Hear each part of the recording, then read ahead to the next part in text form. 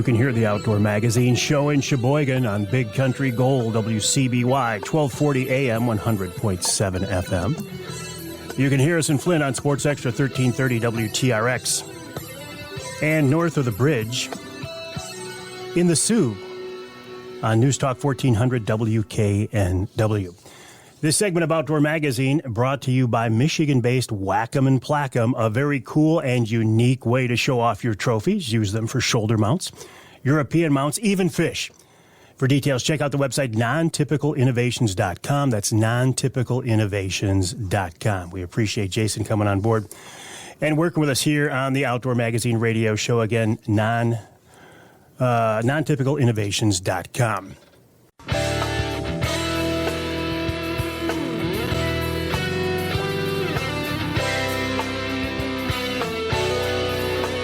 Time now for Michigan's #1 outdoor radio show, Mike Avery's Outdoor Magazine. Mike Avery has covered the outdoors in Michigan for more than 4 decades, and that tradition continues today.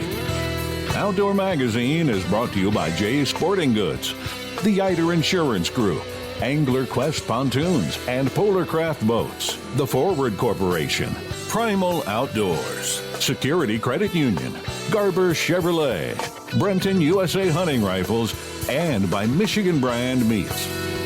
Now, here's Mike Avery.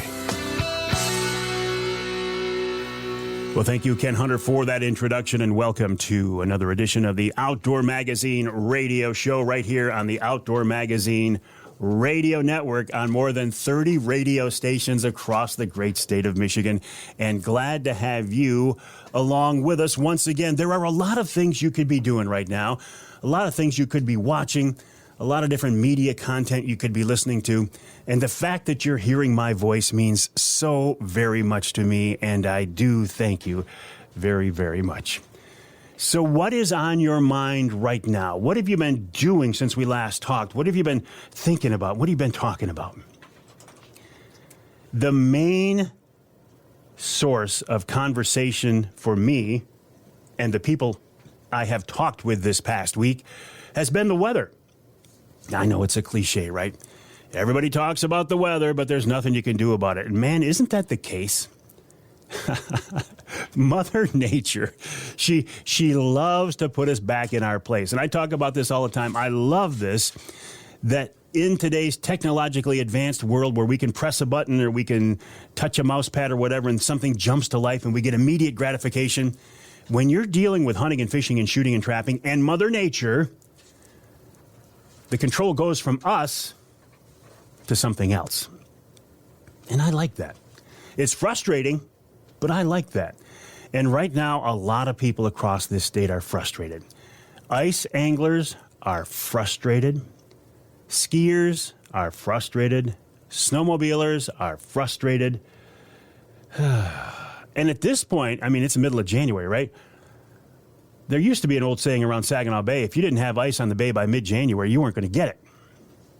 I don't know. What's it like in your backyard? Do you have ice? Do you have enough ice to fish on? Unless you're way up in the U, probably not. So will we get much of a winter this year?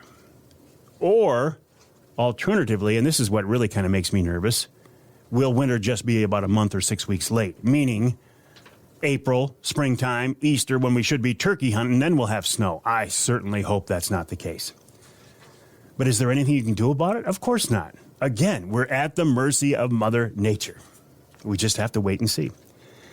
I always say never cancel a fishing trip or a hunting trip or a trip of any kind based on a weather forecast. But when you've got a weather pattern like this, well, then maybe you start to look and go, well, maybe we can't do that trip this year, this winter. We'll see. We'll wait and see. This past week, did something very fun in the Avery household. I took my grandson Carter to Jay's Sporting Goods in Clare and bought him a new shotgun. Now, he actually paid for part of it. In fact, the best story is he thought he was going to have to pay for the whole thing. And then when we got to the checkout counter, Grandpa paid for half of it. So he appreciated that, and I appreciated the fact that he was willing to buy the whole thing. So what we needed was a new shotgun for Carter in his high school trap shooting league. Now, a lot of people don't even know that many Michigan high schools have trap shooting teams. This is a growing sport. It's getting to be a big deal. And I support this every possible way. Number one, it gets kids involved in the shooting sports. Number two, it teaches kids safe gun handling practices. And number three, it shows society and the anti-gun people that guns are not the problem. Because these kids take these guns to these high school trap shooting ranges, events, meets, state championships. I was at the state championship in Mason last spring, and I think there were something like 2,000 high school shooters there. I don't know how many thousands of rounds they shot, but there was not one negligent discharge, there was not one accidental discharge, and there was not one act of violence. And by the way, don't get me started on the term gun violence. There is no such thing as gun violence. Violence is violence. The gun has nothing to do with it. A deranged and demented and sick individual can cause violence against another person with a stick, a stone, or a hammer. A gun, no. Let's stop using the term gun violence. Anyway, to get back to my topic, I called Gina Cannell, who was the manager of the gun department at Jay's in Gaylord. I said, Gina, here's what we're looking for. We want an over-under. Carter wants an over-under in a 20 gauge. I want a decent quality gun, but I don't want to spend a fortune for it because at that age, I don't think the gear or the equipment is that critical. Give a kid a good, solid piece of gear to work with. Let them hone their skills. Let them find out if they're actually committed to the activity. And then down the road, if they are, well, they can upgrade the gear if they want to. I mean, Carter started the season last year as a freshman shooting a single-shot 20 gauge I got for Christmas when I was 12 years old. And it worked just fine with him for a few meets or matches. Then he said, you know what, Grandpa, I think I want to go to a semi-auto. I get that. I get that completely. So he upgraded to an old 20-gauge semi-auto that my grandpa had, and he shot the rest of the season with that, and it was just fine. And he shot it pretty good, pretty well. But as he gets more into this, he said, you know, I think I really want an over-under. Fine, I get it. You've proven at this point that you're at least committed to this degree. But there is no way I was going to take him to Jay's and spend $2,000 or even $1,000 on a high-end trap gun. So Gina suggested, I said, okay, again, I don't want to break the bank, and I want a good quality, solid gun with interchangeable chokes. A 20-gauge over-under with interchangeable chokes. And she said, we have a Legacy Sports Acreus pointer here that might be just what you need. I had no idea what that was. I've never heard of them before, but I thought if the folks at Jay's recommend it, oh my gosh. Charlie, I just got an email. One of our subjects for the show says, I'm really sick and can't do it. So now I'm left tap dancing for 30 minutes. Going to have to work on that one. Okay, that took me off track. That took the wind out of my sails. Oh, my goodness. I got to take a drink of coffee.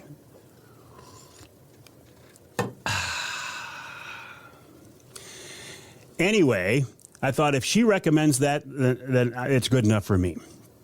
So we went up there, looked at it. I think it's the perfect gun, and we bought it.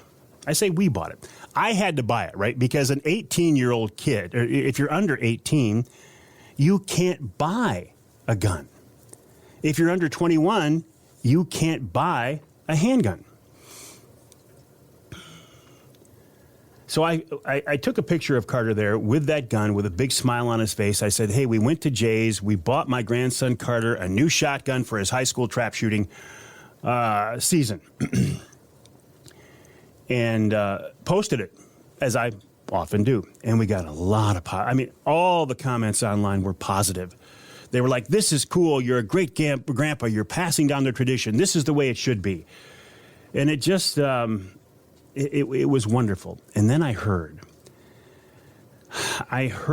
that some people were complaining to the DNR that Avery bought a gun for a minor, and they were upset about it.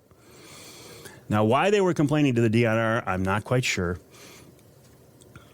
Why they think it was bad for Avery to buy a gun for a minor. The kid can't buy himself a gun. Somebody's got to buy it for him if he wants a new gun. I didn't buy the shotgun for him and send him loose on the streets. A kid under 18 can't legally be in possession of a gun, hunting or trap shooting, unless they are under the direct supervision of an adult. And I guarantee you that's going to be the case. So it really, when I heard about this, I really started to get mad about it. Really got mad. I will tell you this, and I can't tell you all of the specifics, but as I learned more about the story behind the story and these people who were complaining about it, they come from an interesting perspective that I can see their point of view, but obviously I don't buy into it.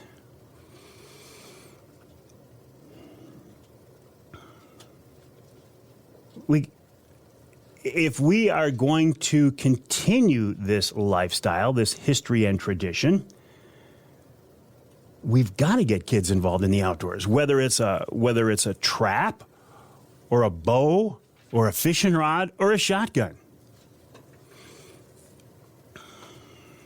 But fortunately, the vast majority of the reaction to that experience was positive. And I thought it was positive. I thought it was great. Now, Carter is chomping at the bit. He wants to get out and do some shooting because we haven't been able to yet. So hopefully by the time you hear the show this weekend, I will have been able to get Carter out and at least put some rounds through that gun. I don't think we'll make it to the trap range, but I got a Frisbee or something I can throw up there and let him take a few shots.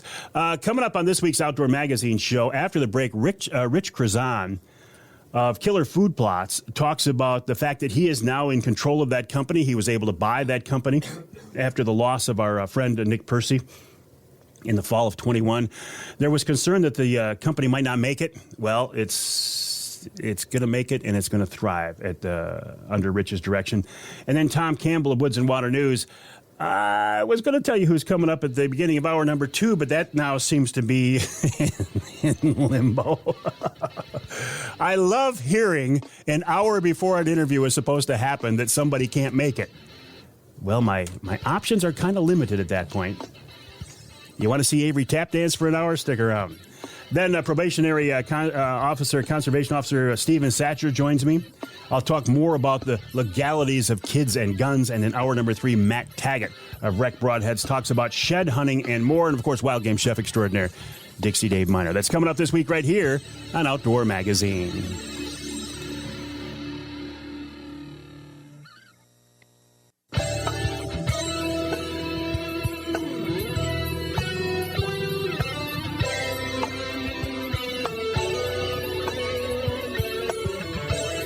Welcome back to Outdoor Magazine. You can hear the show in Alpena on WZTK 105.7 FM. You can hear us in Ludington on News 97.98, 98.7 WLDN. And you can hear us north of the bridge in Marquette on WDMJ 1320 AM. This segment of Outdoor Magazine is brought to you by Rapid River Knives. Rapid River, I love this company. You know me.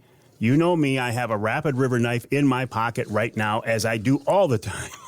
If you see me, I have a Rapid River knife in my pocket. Handmade, custom-made in many cases, pieces of art that are designed not to be put up on a shelf, but to be worn and used. They make folding knives like I have. They make skinning knives. They make fillet knives. They make kitchen knives. They make hatchets. They make axes. And their showroom is back open again. They had such a successful pre-holiday season that they completely sold out of every knife. So they took that time to go through the showroom to make some changes, some modifications. It was beautiful and impressive before. I can't wait to see it now. So stop by their showroom on US 2, just east of Rapid River, or go to the website rapidriverknifeworks.us, rapidriverknifeworks.us, and you'll see what I mean. I'm going to try to get Chris Durson of Rapid River on the show here in the next couple of weeks to talk more about that. But in the meantime, the story of another Michigan business that I love, Killer Food Plots. Now, you have heard the folks from Killer Food Plots on the radio show here a lot the last few years. Unfortunately, the fall of 21, we lost Nick Percy. And a lot of people thought, well, that's the end of the company. Well, it's not.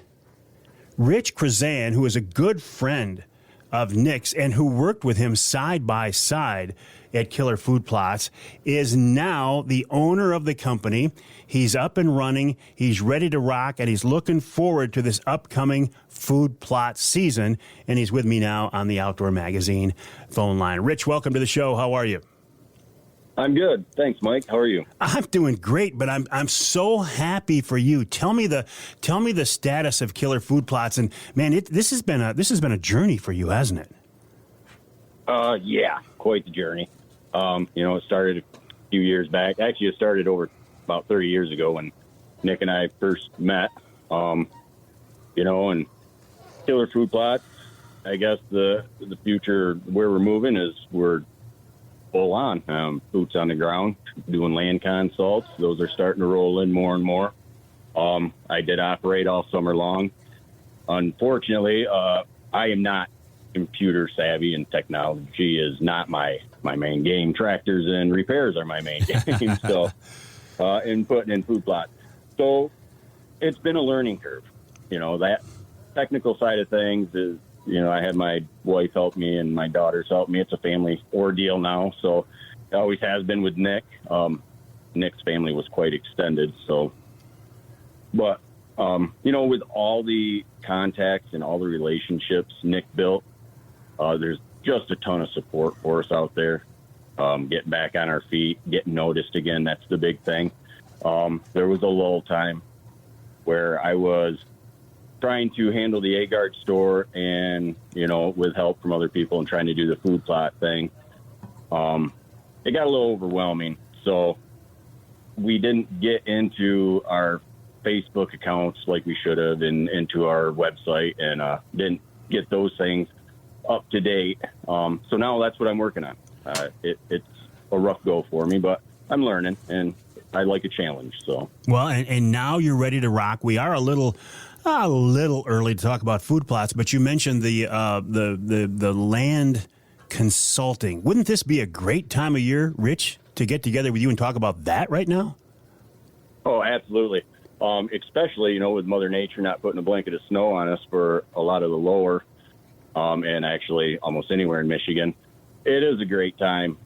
Everyone's done hunting. They're off their properties. It's a great time to see travel corridors, rub lines, go out there and find the bedding areas, discuss how you can spruce them up. You can make new ones. Yeah. And then, get in there and get out of there before turkey season because, you get them turkey hunters and they are right back in the mode again, and that starts in April. So that's when they're heavy and hot into it. Well, and if you look around out there right now, at least in my neck of the woods look like they did during November. Yes, they do. That's and that's great. It's nice to get out there. We like to go out and do our property personally while we shed hunt. That's a good time. My daughter and I always do that every year. We go out and we spruce up the beds and we shed hunt at the same time. People can learn right now and get a property consult, get a game plan, move forward. And then when they're out there shed hunting, they can implement some of them things. So this is a great time, especially for me, because come April, May, I'm getting out there. I'm doing a lot of soil samples. People are wanting me to sit down with them and talk to them about previous jobs. So, yeah, if anybody out there has any questions, give me a call. I'm here. I have one phone number, and that is it, and this is what I live for. So. And that phone number is on the website, killerfoodplots.com. That's killerfoodplots.com. Rich, talking about property management, I had a situation on our lease property last year. We did what we were supposed to do. We put in food plots. The deer were coming to them. But when it got to be gun season, boom, the deer turned nocturnal. Is there a way? How do I deal with that? Is there anything a hunter can do about that? So you can increase daytime movement. I'm not sure what you're doing for food plots, but obviously our Border Patrol screening has been a huge improvement for getting bucks in daytime movement, getting them out there, getting them traveling through the woods to get to that destination plot, not allowing them to see into that destination plot, which now, they're curious. So they will enter that to make sure there's nothing in there if they can't see from the woods. We use it here at my house We've been using it for years. Excuse me. My food plot starts 60 yards off my back door, and I can have mature bucks standing 80 yards off my back door at 2 o'clock in the afternoon, feeling comfortable and feeding because they are in that secure perimeter of the Border Patrol. Well, and this Border Patrol, remind me, this grows real tall. It's a good screen, right? Correct. Yep. It's got sorghum in it. It's also got peas in there, so there's a food source. Some areas, a lot of people like to use corn because they can use that as a screen and a food source. The food source in the Border Patrol is got more nutrients in it. It's got protein. Corn's not that great for deer. It takes care of the hunger pains and it builds warmth. And plus, if you have bear in the area, bear love to just tear your corn down. So this extra stand, extended stand sorghum, it produces seeds at the top, which birds love, but it doesn't really entice the deer and the bear to tear it down. So you get this anywhere from 6 to 14 foot tall wall that screens it off that the deer can move through. 14 feet. It won't allow the predator animals to move through there, and it gives them a secure place to hang out. Gotcha. What about competing with neighboring properties that might be using bait? Is there a strategy for that? Same thing? Yeah. Bait's great. And, a lot of people did it. I did it in the past. But, they can get pretty much the same bait in different piles. Now, give them something they don't have. Give them the Braskas, which I love. That's a go-to for late season. Right now, I think my Braskas are dirt. They just pull them right out. You might see a few white bulbs in the ground where they haven't pulled them out. With the weather like it is right now, they're pulling them out of the ground because they're not froze. So it's a great food source for them. That if your neighbors don't have it, they would prefer that nutrient and that food source over a bait pile. Is a brassica like a turnip? Yeah. So our Braskas has the turnips, the rape. It's all the. Oh shoot! Well, it's a bulb, right? It's a big bulb that grows underground, right? Yeah, it's a bulb. It turns into radishes. Are really. So when I speak of radishes, and Nick put this in my head, and I'm like, radishes, deer don't. I don't like radishes. Why would deer like radishes? Oh my gosh, they love radishes. And that's in our Brassica mix. They come in there, and once you get a frost, the sugar content just pops in these things, and they come in and they'll eat the vegetation down. Well, once they're done with the vegetation, now they'll eat the bulbs and they'll pull them out of the ground. And they can't get the bulbs out completely, so it's a food source that lasts longer. They can't just pull it out of the ground all the time and just drop it and let it rot. So it continues on. They're still hitting it right now. Season's over, and I still have deer in there trying to get what's left. Yeah. Well, and that's the goal, right? Is to get deer or whatever critter so accustomed to your property and so comfortable on your property that this is where they want to come to and this is where they want to be. Not just during the hunting season, but pretty much year round. That's correct. Give them a food source, give them the security they like. If you've got enough area to do bedding, and it doesn't take much. Personally, we only have 40 acres, and just yesterday morning I had 12 bucks come through my property, all in a group.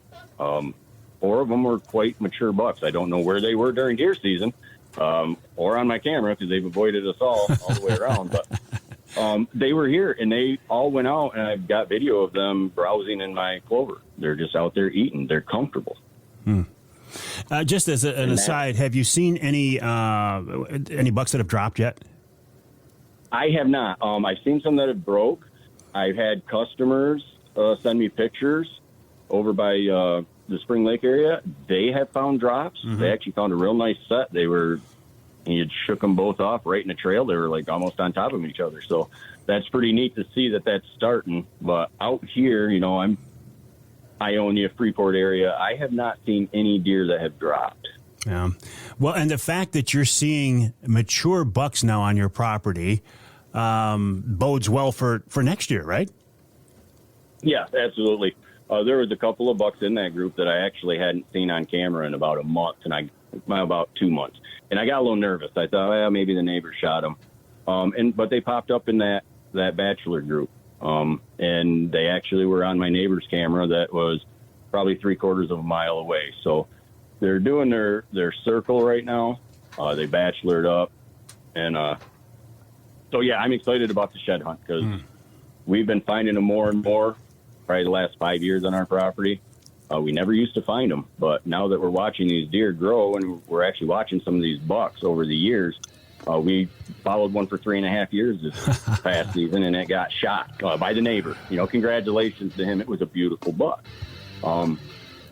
Never been able to do that, 15, 16 years ago when they didn't have the food source here. And I live in an hang tight, Rich. area. Listen, hang tight. Yeah, I want to talk about that. We're talking with Rich Chrzan of Killer Food Plots, the website killerfoodplots.com. That's killerfoodplots.com. We're going to be in touch with Rich as the food plot season gets closer, but I have a few more questions for him after the break right here on Outdoor Magazine.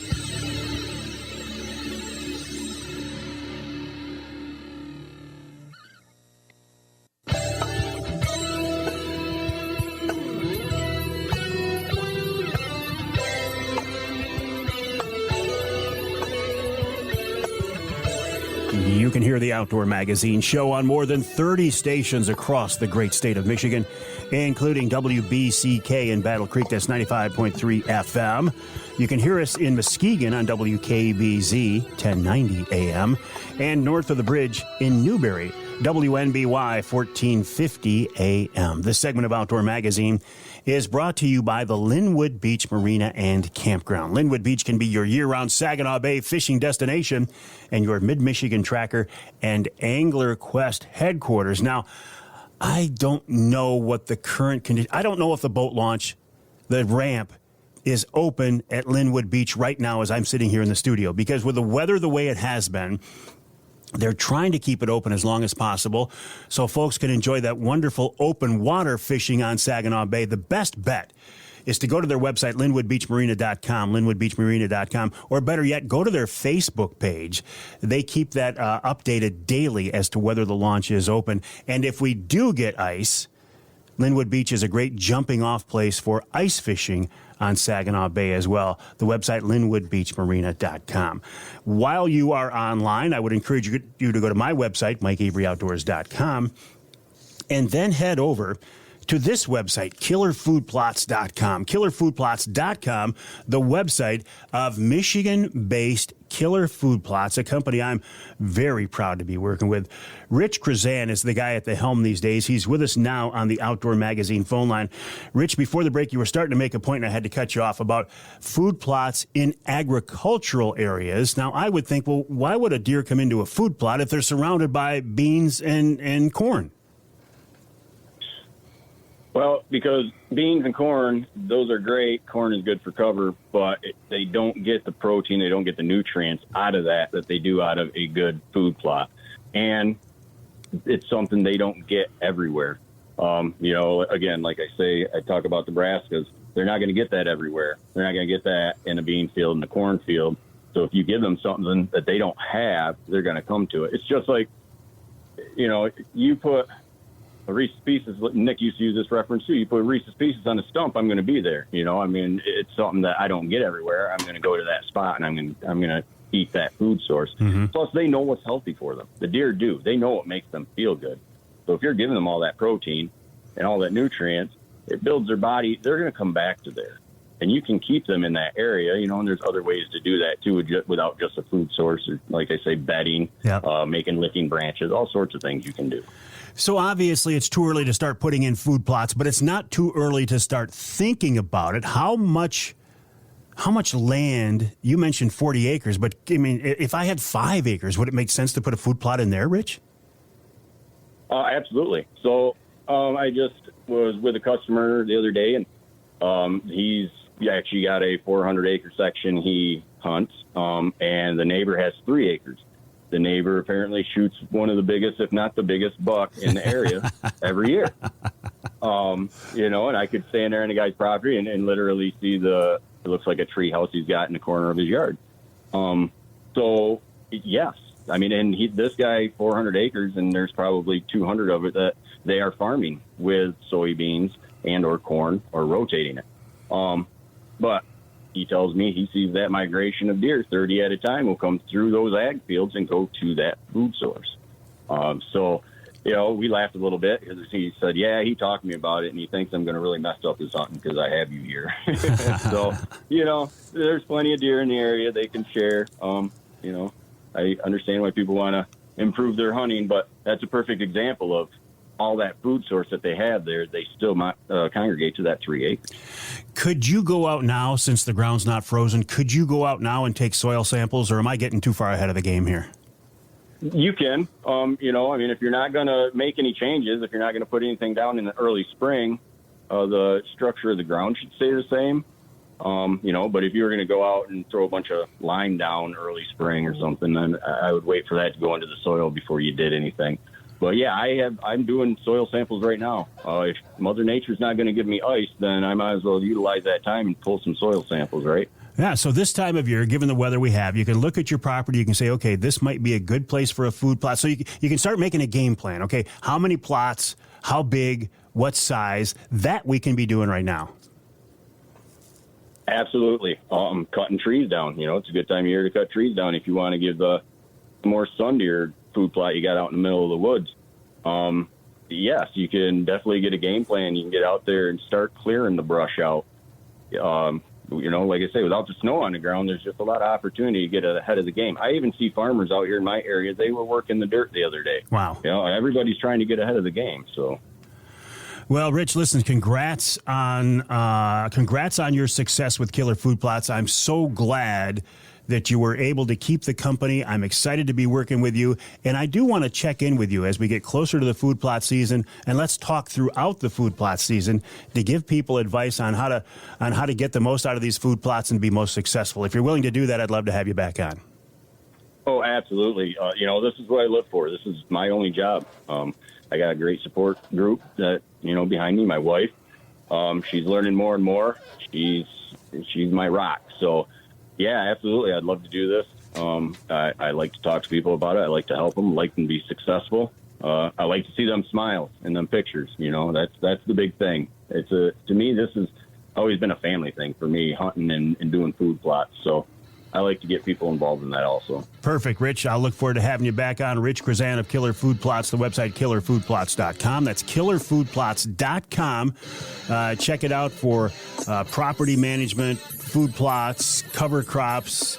Great place to go, killerfoodplots.com. We'll take a break here in the Outdoor Magazine Show. When we come back, Tom Campbell of Woods-n-Waternews. I have a question for Tom. In 35 years of the magazine, what is the most successful issue or edition they have ever put out? We'll find out after the break right here on Outdoor Magazine.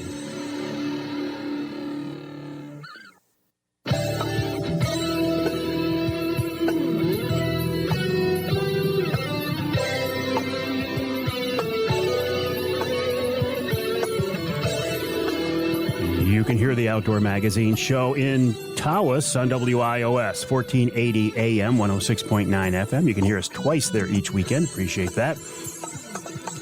You can hear us on the other side of the state in St. Joe, WSJM, 94.9 FM.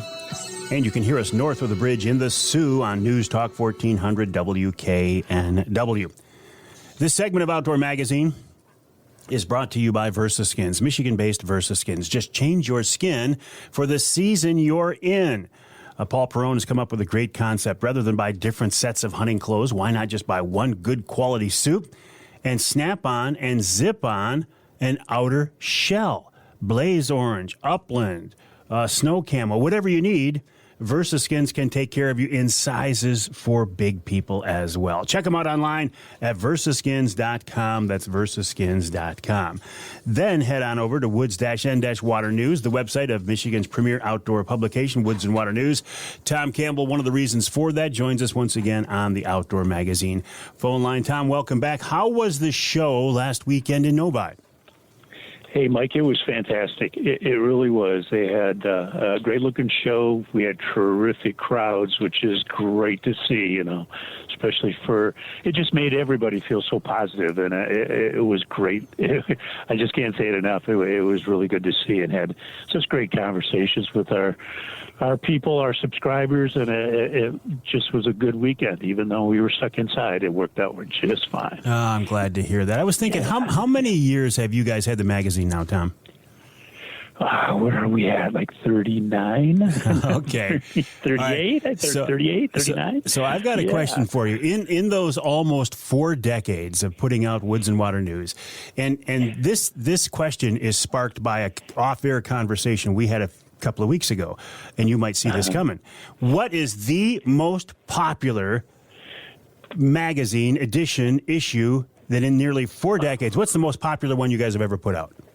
Oh, put the pressure on me. Well, I don't think there's a doubt. It had to be the Mitch Rampola buck one where we had his photo on the cover and the story inside and followed up. Yeah, that was the March of 1999, I believe it was, if my memory serves right. Wow. Yeah, I think that's right up there. That's probably the most requested one of people still that hear something about the Mitch Rampola and they want to go back and read it again. And so, yeah, that was a great story for sure. Are there still back issues? Could I go online somewhere and find that, or do you guys have them in your library?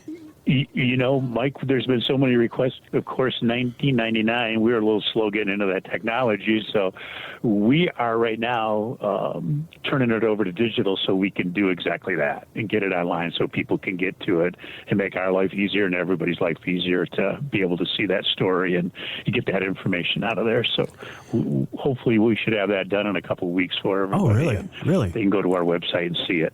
Isn't it interesting that particular story, Rampola, it won't go away? It just won't go away. And yeah, you know, maybe because of how it ended. Was there really ever an ending? Because it never ended. That's right. Yeah. We just don't know. Yeah. We just don't know. So, yeah.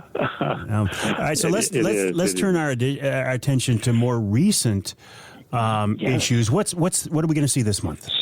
So the February issue should be out, and everybody should be seeing us getting in the mail soon this week, or we're finding it on their favorite newsstand, sporting goods store.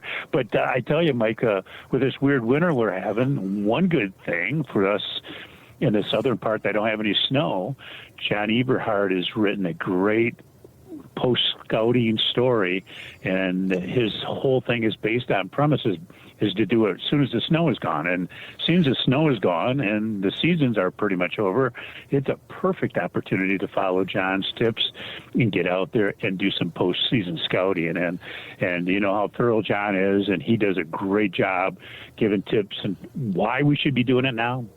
I mean, you know, the season just got over with, so all those things those bucks were doing will be in those woods, and what a perfect time to find them, not covered with snow, still fairly fresh. You can find your scrapes, you can find trails, and he details it all, and it's perfect timing. So I think that's a great February story. I'm so glad John did it for us. Yeah, it does sound like great timing. And is it the weather? The weather seems to be one of the major topics. I mean, it's a cliche, right? Absolutely. We all talk about the weather, but this year that's certainly the case.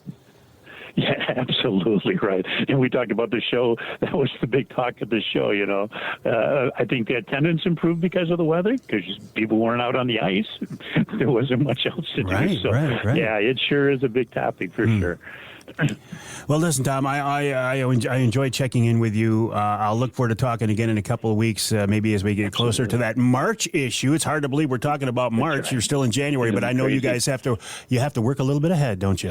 Absolutely right. You got it, Mike. All right. Tom Campbell of Woods-n-Waternews, the website woods-n-waternews.com, woods-n-waternews.com. He talks about the issue with the Rampola buck, the story that just continues to go on and on and on. And I think it's cool that the folks at Woods-n-Waternews are taking these back issues, and I'm going to use a video term, digitizing them, or making digital versions of, so you can see them now. That's pretty cool. We'll take a break for the top of the hour. When we come back, let's go to the Manistee River. Let's do that. Let's all jump in the truck right now. Jump in that new Silverado ZR2. I don't think we can all fit there, but you can follow me. Let's go to the Manistee River and go steelhead fishing with Paul Schlafley of Riverside Charters, riversidecharters.com. Paul is on the water right now, and coincidentally, he has the owner of Apex Marine, the parent company of Angler Quest, on there with him. How cool is that? So we'll talk with Paul, and I want to have a conversation with a new conservation officer and follow up on the topic of kids and guns in a positive way. That's coming up in hour 2 of this week's Outdoor Magazine.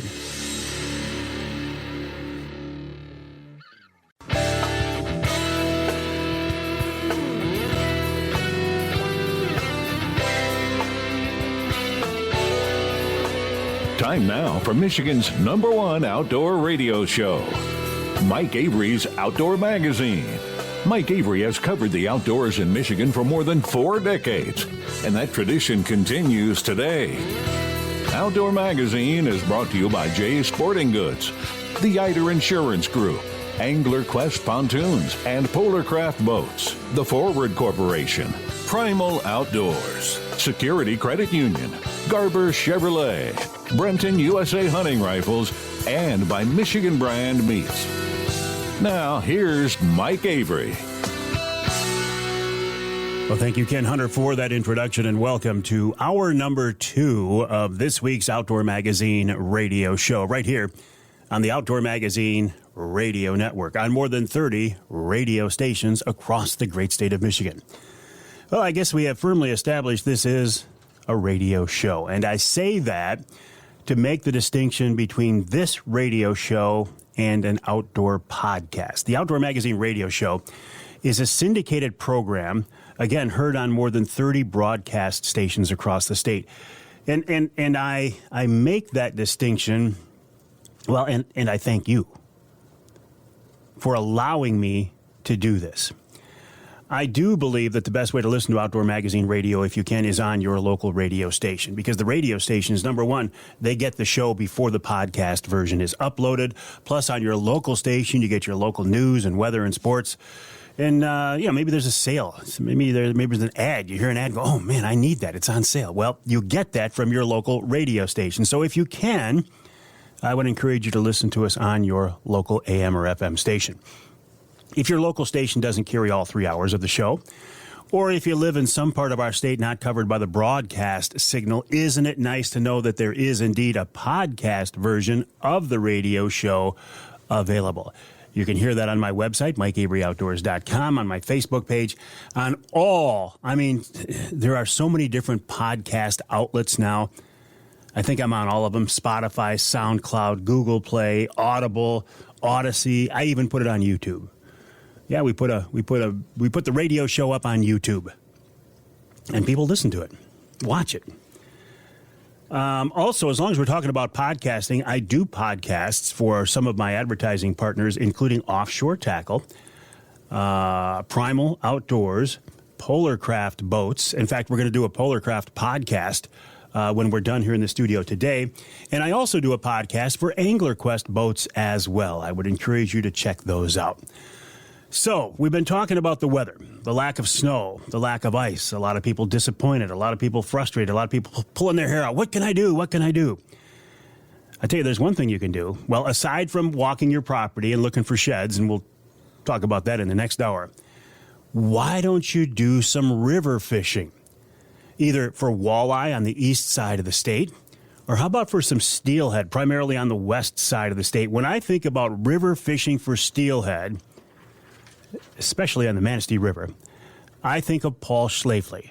Paul of Riverside Charters, in my opinion, one of the premier captains out there. And that's quite a statement, because we have a lot of very, very good fishing guides and charter captains in our state. And I think Paul Schlafley is right at the top. He's on the river right now as we're talking. He's got a client in the boat with him, but he's graciously agreed to give us a few minutes. Paul, welcome back. How are you? Oh, good, Mike. How you doing? Yeah, doing real good. Always a pleasure. And, man, you got to be loving this weather, aren't you? Oh, yeah, it's crazy. It's been pretty mild, and it's been good for the river fishing, that's for sure, weather-wise. And no ice this year yet. A little bit. We had some ice earlier on in December, but then everything thawed out, and it's been pretty open here in January. Yeah, we got that weather right around Christmas time. I thought, man, it's going to be a rough winter, and then boom, it was gone. Yeah, the lower river froze up right during that time frame, and then froze up quite a ways, and then it, probably froze up for about a week, and then opened up. And hard to say what we'll get in February, but yeah, February's been cold the last couple of years, it seems like, but hard to say. Well, and Michigan weather. Michigan weather. Let's just hope we don't pay for this in March and early April. Yeah, for sure. Yeah. Hey, Paul. We're out here. Before we talk too much about the river, I want to follow up on your big water fishing last summer. It was another great season, wasn't it? Yes, yeah, the salmon numbers were definitely up. Yeah, it was a really good year.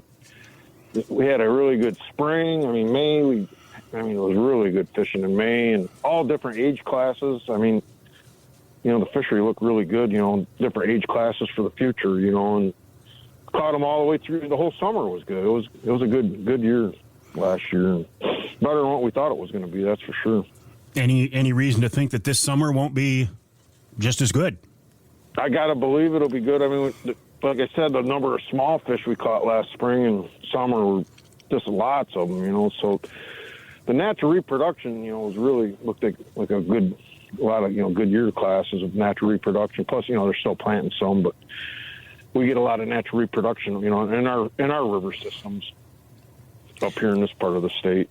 When will you this spring, when will you leave the river and head back out to the big lake again? Generally for the salmon, it's usually May. It's all weather dictated. Depending, how cold we get, cold of a spring. I've seen, one year we were catching them in the middle of April good, but, that was a year we had no winter. But a normal year is usually around about the first part of May. We'll start fishing out in the big water. Years past, April would be good for brown trout, but our brown trout fishery hasn't been that good here in the last few years. So it's hard to, every year is different. Well, in the meantime, though, you're going to be up there in the river chasing steelhead like you're doing today. Yep. You can fish the rivers all the way in through May.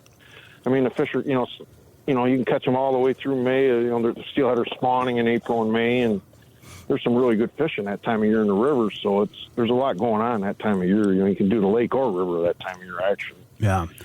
So it just depends, what the weather does. It's all a weather thing with here anymore. So, is there a time when you have, in the springtime, when you have both the big boat in the water and your river boat at the same time? Oh, yeah, definitely. Yeah, I mean, that first part of May, generally, sometimes I'm fishing both. If I get blown off the lake, I'll go up the river. I've done that a lot of times and fish the river for steelhead. Like I say, May can be really good for steelhead. And it's basically you're just fishing a lot of the fish that are coming back out of the system. We call them dropbacks. And they're heading back out in the lake, and they bite really good. So that can be a fun time of year to catch steelhead. And the weather's generally a lot nicer too. Oh, sure, yeah. Yeah, but yeah, definitely, May is a good month, and we had, like I said last year, May was really good for the salmon. It was a really good spring. So I'm thinking it's going to be the same way this year. With the river being wide open from no ice, are you in the upper stretch or lower stretch, or where you at, Paul? I've been fishing the lower stretch mostly because it's close to home for me, and there's fish spread out through the whole system right now. So I kind of stay down low. It's just my home stretch where I've always fished, and but there's guys been catching fish up mid stretch, and I've heard them up by the dam. Prior to this week, they were doing pretty good. But lately, it's been kind of slow. I don't know, kind of slowed up here recently. But last 2 weeks ago was really good fishing. Paul, I got to believe by now, after all the years you've spent on that river, I honestly, I bet you know every hole and every run and every log in that river, don't you? Oh yeah. I fish the whole system, so generally, yeah, it's fish that many years, you're going to know the stretch is pretty good, and doing it every day and fishing different spots all the time, and yeah, it's just one of the guide things. Most of the guides that are fished it a lot know everything. So. Does it change though? I mean, will high water or ice change a bank, or do you get logs that wash out or trees that fall in? I mean, it's constantly changing a little bit, I would imagine.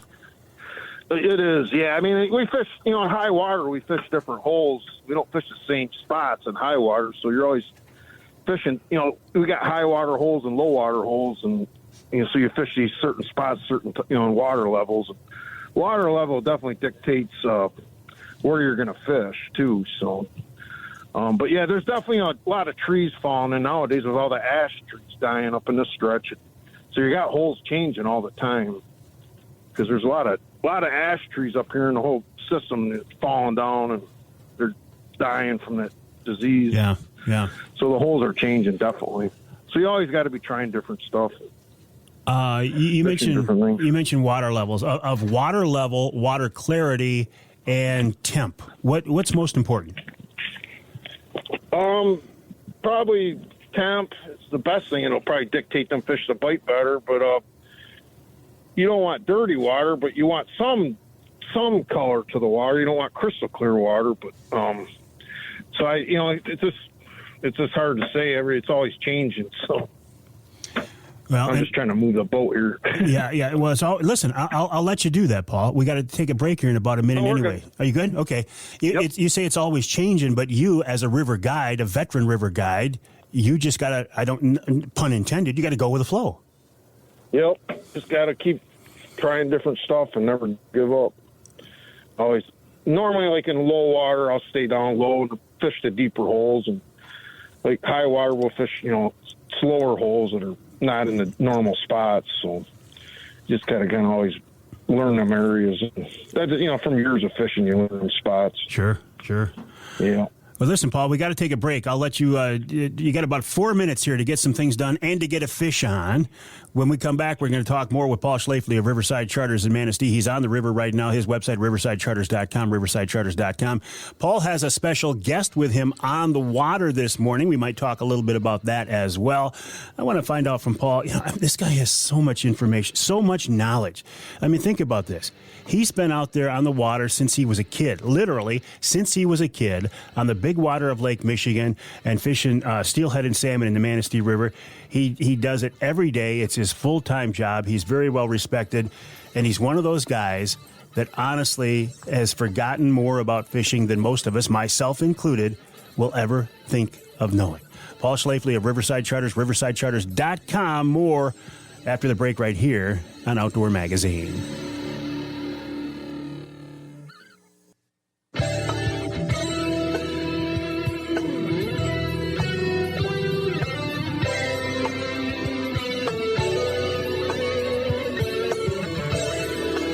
You can hear the Outdoor Magazine show in Caro on two stations, WKYO 1360 AM and WIDL 92.1 FM. You can hear us, let's go to Sandusky.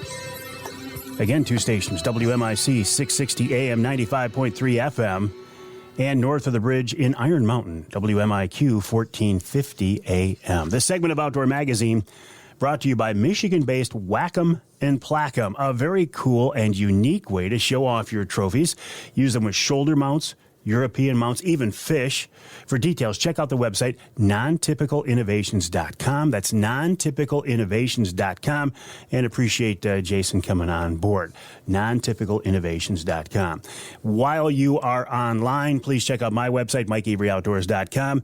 And then head on over to riversidecharters.com. Riversidecharters.com is the website of Captain Paul Schlafley of Riverside Charters in Manistee. He is on the Manistee River this morning. Paul, who have you got with us today?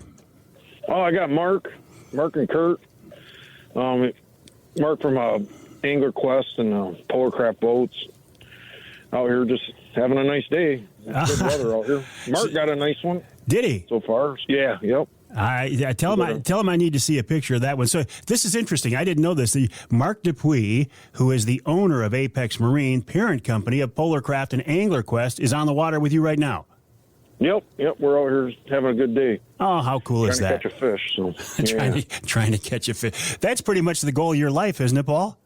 Yeah, that's every day trying to get one. So, we caught a sucker too, so we only got one in so far, but seems like it's better later in the day anyways lately, so for me, but when I've been out, so just for some reason it seems like midday's been the best fishing for me. But yeah, it's nice weather, unreal weather, really. Oh man. It's supposed to start cooling down a little bit next week, I guess. So. Well, yeah. How Paul, how are you targeting those fish this time of year?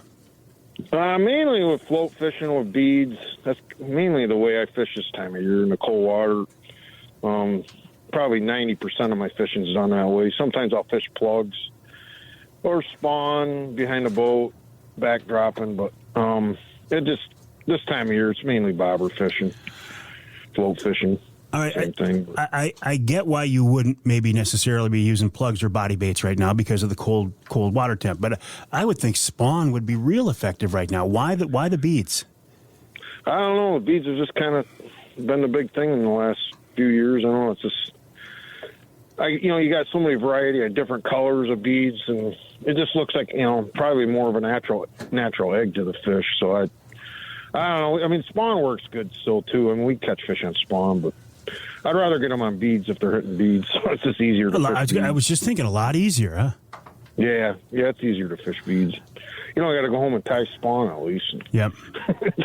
So maybe I'm thinking of this wrong. So I think now hearing you talk about this, I'm thinking maybe this bead is bigger than I thought. This is like the size of an egg, right?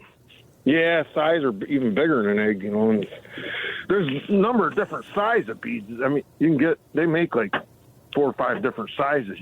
So you play around with your size of bead a lot of times too. Dirtier water, I'll use bigger beads, and clearer water, I use smaller beads. So is the bead then directly above the hook? Yes. Usually you'll peg a bead. Some guys will wrap the bead, but most people peg it. And it's usually, 3-finger lengths from the hook. So some people run it longer, some people run it shorter. But yeah, they grab the bead and you kind of get the fish in the side of the mouth, or generally. So it's just I think it arrived from Alaska. They run a lot of beads in Alaska, out west, and kind of starting to, a lot of people do it here now in the last few years. So how much line then from your bead up to your bobber or your float? It depends on, how deep a hole you're fishing, but usually from the sinkers, a lot of people will run different type of sinkers. Some people will run just a slip sinker and direct to the bead, and they'll run a couple foot of line from the slip sinker, and then some guys will run a chain of split shot. So it kind of does, just getting it down there is the main thing. So there's a variety of different ways you can present it to them, under a float. But a lot of guys, like I say, will run that chain of split shot. Okay. Because you can take those off and on real quick and easy and adjust your weight. Yep. You adjust the weight and the depth. You're always playing with your depth. Every spot you fish, you're fishing at different depth. I usually try to stay near the bottom as much as possible. You just answered my next question. That's what I was wondering. If you're trying to float through the middle of the water column, but you say no, down near the bottom. I've been late. I mean, sometimes I'll catch them fish suspended, but lately here they've been laying right tight to the bottom. So usually you're trying to get down near the bottom as close as possible. All right. So I usually try not to drag it. I mean, but I know guys that drag them and catch. I've caught them dragging bottom fish, but generally I don't like to drag bottom. But being a walleye guy, when I hear you talking about having a bead or a bait down by the bottom, I'm thinking in the Manistee there, do you ever hook monster walleye while you're steelhead fishing? Yeah, occasionally, especially in the spring. We get a lot of walleye more when the fish start to spawn up towards Tippy Dam. And, I mean, there's a lot of walleye up by the Tippy Dams, big walleye, too.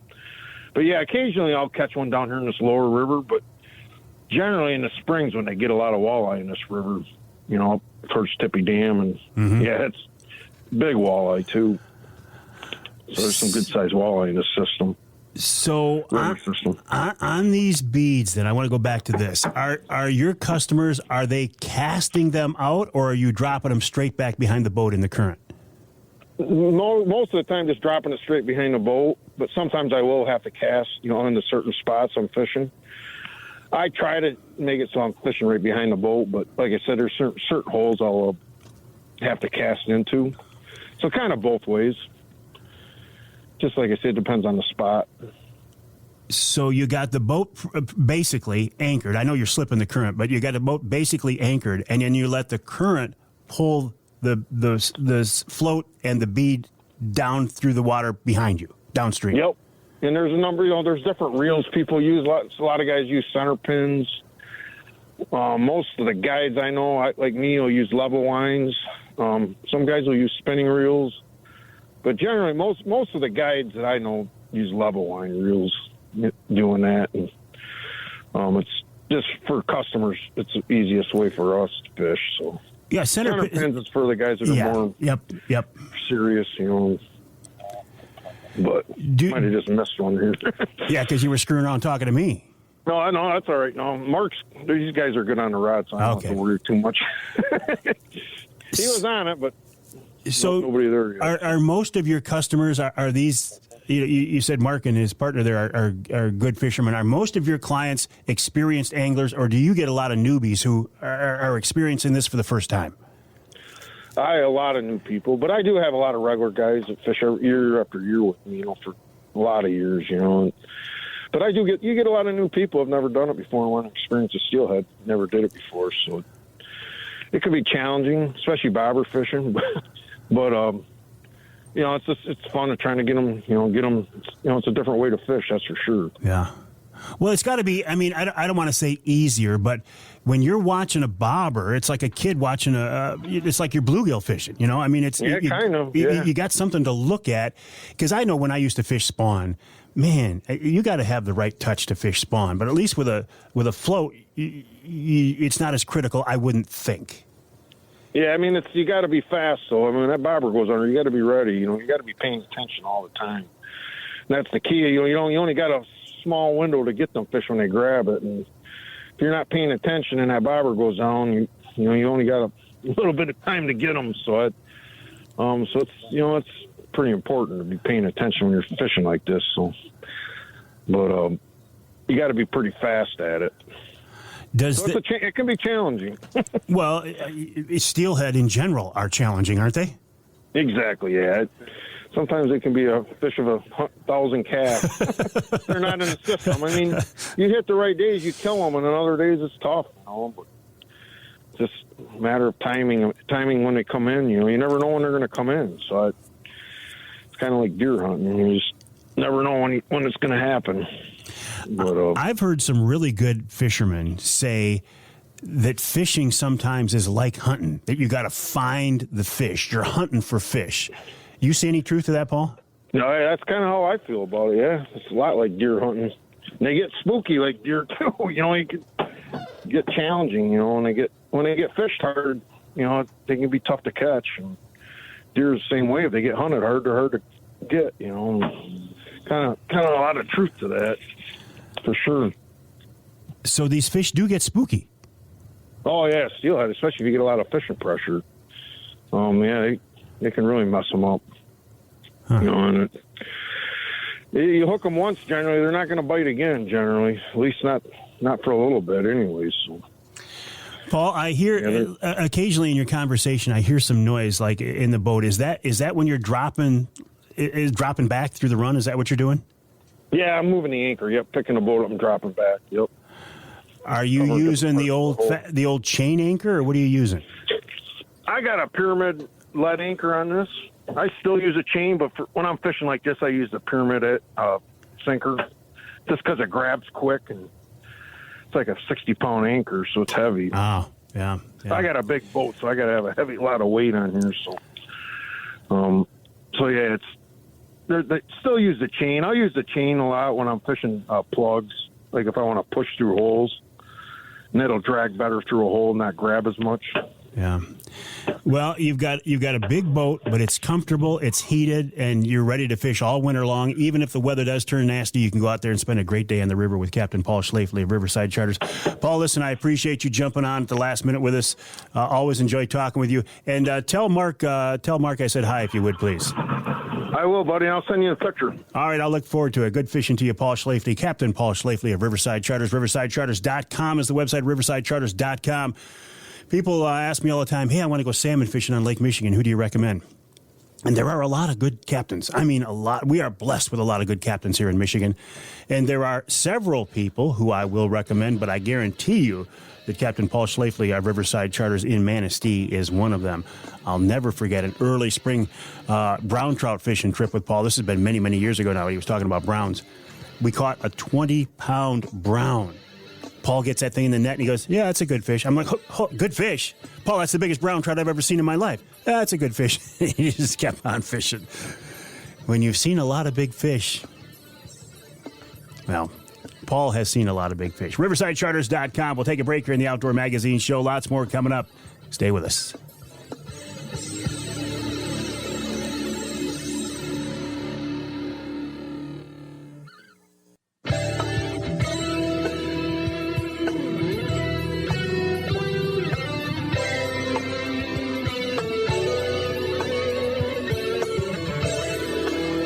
Welcome back to Outdoor Magazine. You can hear the show in Sheboygan on Big Country Gold, WCBY, 1240 AM, 100.7 FM. You can hear the show in Flint on Sports Extra, 1330 WTRX. And north of the bridge in Escanaba on WCHT, 600 AM, 95.3 FM. This segment of Outdoor Magazine is brought to you by Killer Food Plots, Michigan-based Killer Food Plots. We had Rich Chrzan in the first hour of the show talking about it. I'm very excited that the company is moving in the right direction again after the loss of their leader.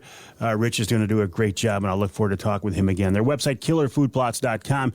If you are looking to put in food plots this spring, I would strongly encourage you to check out Michigan-based Killer Food Plots, and their website is killerfoodplots.com. That's killerfoodplots.com. All right, I want to turn our attention now to Conservation Officer Stephen Satjar. Stephen is a recent, one of the recent grads from the Conservation Officer School, and he joins us now on the Outdoor Magazine phone line. Warden, how are you? Welcome to the show. Good morning, sir. How are you? I'm doing great. So it's a pretty exciting time for you in your world right now, isn't it? Oh, it's a dream. It feels pretty surreal right now. Tell me about this journey. Is this something you've wanted to do since you were a kid, or what's your story, Stephen? So yeah, I grew up in a big hunting and fishing family. I was raised to respect the game and the outdoors my whole life. And at a pretty young age, I realized through meeting a few COs at outdoor shows and hunter education classes that that's what I wanted to do.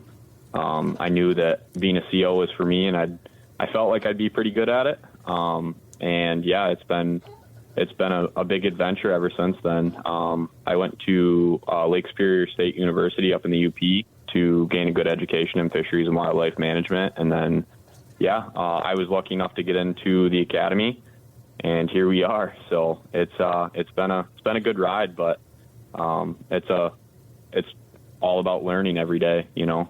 When did you graduate from the academy? So I actually graduated December 16th, so about a month ago. So I've been in field training since then.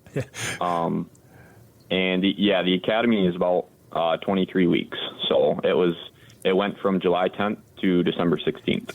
And if I remember right, you're not assigned to a county yet. You're kind of bouncing around while you're training. Is that correct?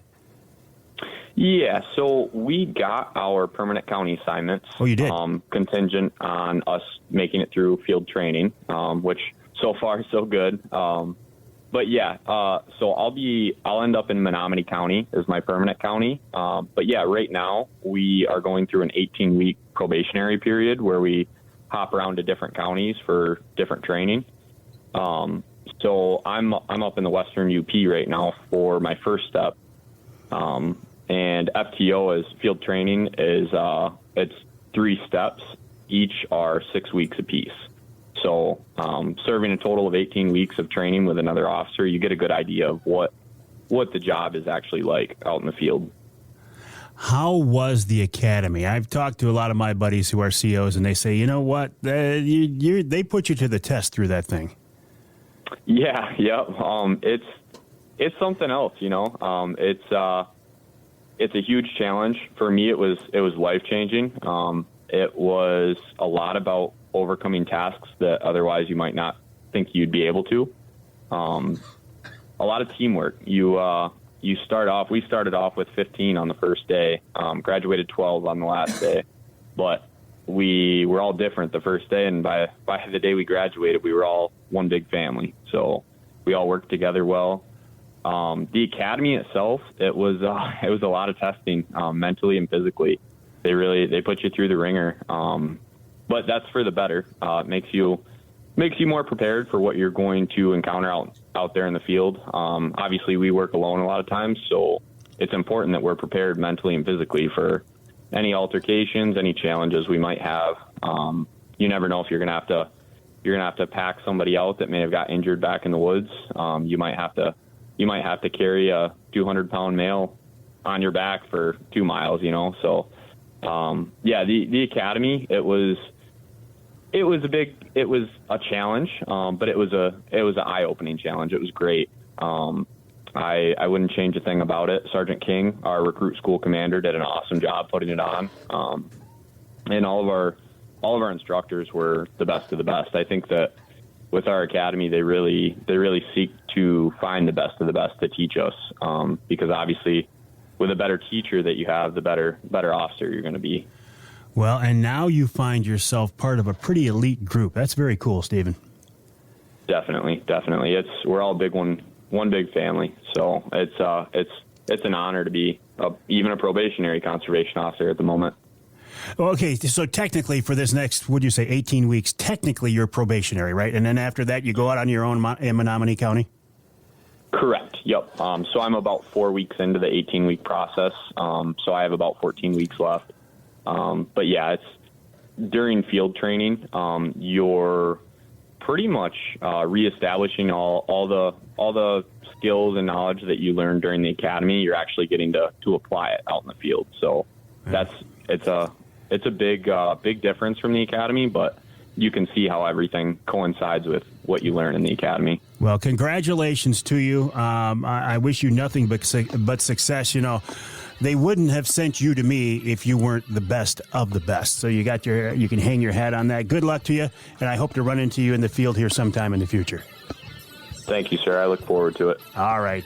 He calls himself probationary conservation officer, but not for much longer. Stephen Satjar, the website for the Michigan DNR, michigan.gov/DNR, michigan.gov/DNR. The Ask Avery segment coming up right here on Outdoor Magazine.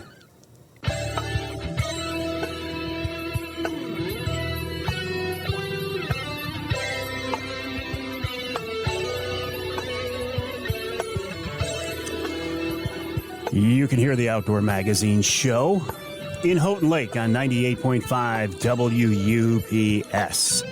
You can hear us in Lansing on WILS 1320 AM, and you can hear us in Traverse City on WTCM 580 AM. The Ask Avery segment is brought to you each week by my friends from Security Credit Union. Security Credit Union loves to work with outdoorsmen and women, and they can help you with your next outdoor adventure. Check them out online at securitycu.org. That's securitycu.org. The way the Ask Avery segment works, and you probably know this by now, but I'll remind you, this is your chance to get involved in the content of the show. You can send me a question. The best way to do this is to send it via email, mike@mikeaveryoutdoors.com, mike@mikeaveryoutdoors.com. I have people submit them to me or send them to me using the various social media messaging platforms, and that will work. But I find just a good old-fashioned email is much more effective, mike@mikeaveryoutdoors.com. You can send a question that you would like me to answer, or something you'd like me to pose to somebody else. A lot of our questions are questions for the DNR. And, maybe you might have a harder time getting access to somebody than I do. Just because I've been around for a while, I know a lot of people, and I know how to get to the right people. So if you have a question for DNR or MUCC or the feds or anything, or me, send that to me, mike@mikeaveryoutdoors.com. This week, the Ask Avery segment is a little more personal, and it's not a question that was sent to me, but it's a situation that I experienced this past week that I just kind of want to follow up on a little bit. And I brought this up in the first hour of the show, but here's the scenario. My grandson Carter shoots for the local high school trap team. Now, I think this is wonderful. I love the fact that a lot of high schools are starting trap teams, shooting trap with shotguns on the trap field. It's extremely popular, and I think it's great from every possible perspective. It teaches kids about guns. It teaches kids how to shoot. It teaches kids how to shoot safely. It teaches kids how to respect firearms. And it promotes the shooting sports to the general public in a positive way. Now, when Carter first started shooting last spring as a freshman, he used an old 20-gauge single shot that I got for Christmas when I was 12 years old. I actually thought that was pretty cool. Carter shooting trap with my gun 50 years later. And after he shot that for a little bit, he says, Grandpa, I think I'd really like to shoot a semi-auto. I don't blame you, kiddo. Good idea. Well, we looked in the gun safe, and we found another 20 gauge, this one a semi-auto that my grandpa had. So he shot that for the rest of the season. Again, very cool. This year, he said, you know what? I think I want to shoot an over and under. Well, I no longer have an over under. So I got in touch with the folks at Jay's. I said, look, I want a gun that is good quality, but I'm not going to spend a fortune on this thing because I don't think at that age a kid needs to have the absolute best gear. Buy them a quality piece of gear and let them grow into it. And if they want to upgrade later on, fine. So the folks at Jay's recommended a Legacy Sports Acreus pointer. Now, I had never heard of this gun before, but I figure if Jay's is recommending it, I know they won't steer me wrong. So we went to Jay's in Clare. We got the gun. Actually, Carter did pay for half of it. And I took a picture of Carter standing there safely with the gun at the counter saying we went to yada yada for his local high school trap team. Now, Carter couldn't buy the gun because Carter's a minor. Right? If you're under 18, you can't buy a long gun. If you're under 21, you can't buy a handgun. So I posted this saying, the details, here we are, yada, yada. And I posted it online and got a lot of positive comments. People said, way to go, Avery. Way to go, Carter. Good luck to you. This is the spirit of passing on this way of life.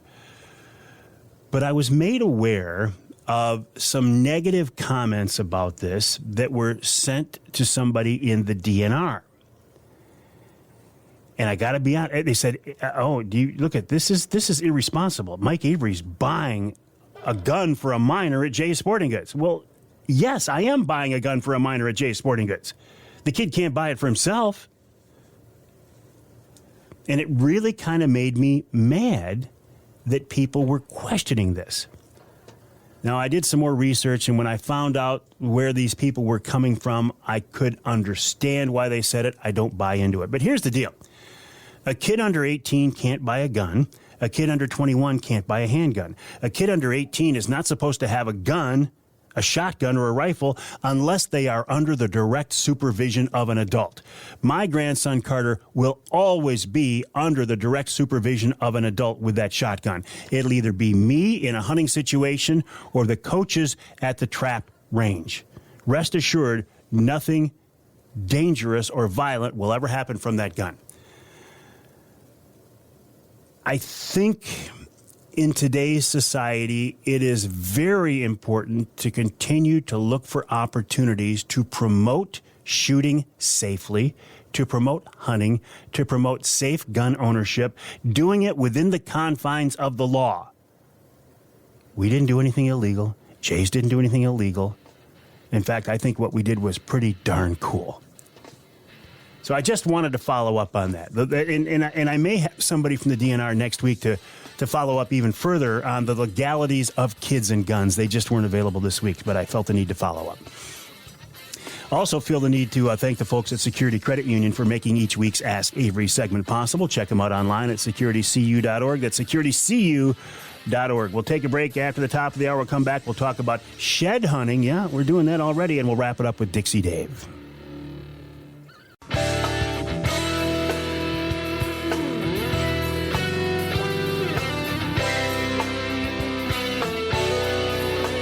Time now for Michigan's #1 outdoor radio show, Mike Avery's Outdoor Magazine.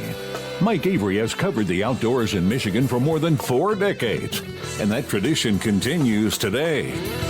Outdoor Magazine is brought to you by Jay's Sporting Goods, the Eider Insurance Group, Angler Quest Pontoons and Polar Craft Boats, the Forward Corporation, Primal Outdoors, Security Credit Union, Garber Chevrolet, Brenton USA Hunting Rifles, and by Michigan Brand Meats.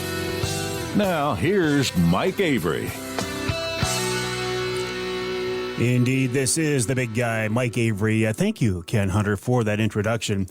And welcome to hour number 3 of this week's Outdoor Magazine radio show, right here on the Outdoor Magazine Radio Network. And so glad to have you along with us as we continue to work our way through what should be winter. I mean, it's the middle of January. Oh, and this past week, wherever I went and whoever I talked to, the weather seemed to be the topic of discussion. Because those of us who love to be outdoors, who love to hunt and fish and shoot and trap, we are so dependent on the weather.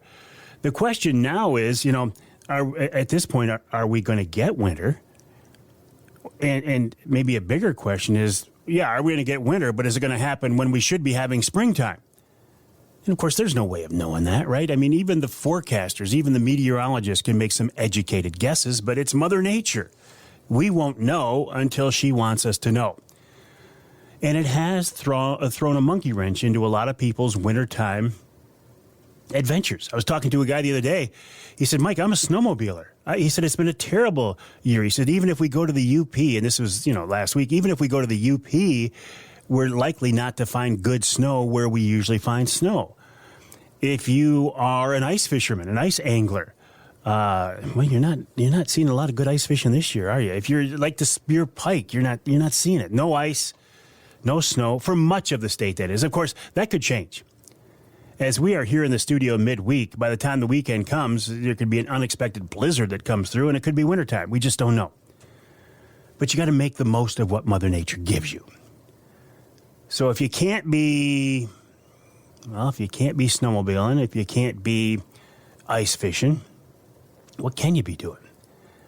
Now, normally, this time of year, we've got snow on the ground and, not so this year. But that might be good for one thing.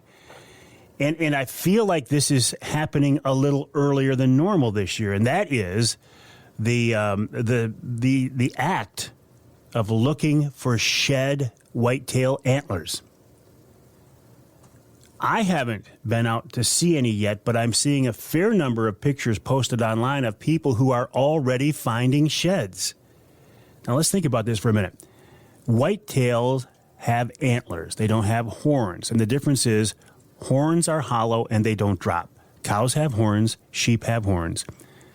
Deer, elk, moose, they have antlers. They drop every year. And finding those shed antlers is a pretty big deal. It's a pretty big treasure. Matt Tagget of Rek Broadheads is not only an avid hunter, he's not only a designer and a manufacturer of top-quality Michigan-based broadheads, but he's also a hardcore shed hunter. And he joins us now on the Outdoor Magazine phone line. Matt, welcome back to the show. How have you been? Hey, Mike. How's it going? Doing real well. Listen, before we get into this whole concept of shedding, let's back up and talk about business. You were at the ATA show last week, I imagine. How'd that go for you? It went great. We had a much better turnout than we did last year. I know last year there was a lot of manufacturers and attendees did not make it to the show with COVID concerns and whatnot. And this year it seemed like things were kind of more back into the normal swing. Maybe not quite as large as pre-COVID numbers, but the show was much better this year. Business was great, and Rek Broadheads is growing, so we're having fun with it. Did you have new products to show this year, Matt? We did. We launched our existing 3 broadheads now in 125 grain. Last year they were only available in 100 grain, and a lot of people were requesting something heavier, so we made more weight options available. I know a lot of the crossbow hunters were looking for that 125 grain, so we figured what better of a time to push that out than at the ATA show. You said the 3 models. I'm familiar with your original design. What else do you have out there now? So we have, it would have been ATA of 2022. We released our FX4 broadhead. It's our 4-blade fixed, and that thing is probably our new top seller and is it's selling like wildfire. Dealers can't even keep it on the shelf. Matt, why get into this world of broadheads? Because it's such a competitive market. You're banging heads with some of the big boys in the industry. This must not have been an easy road to get to where you're at.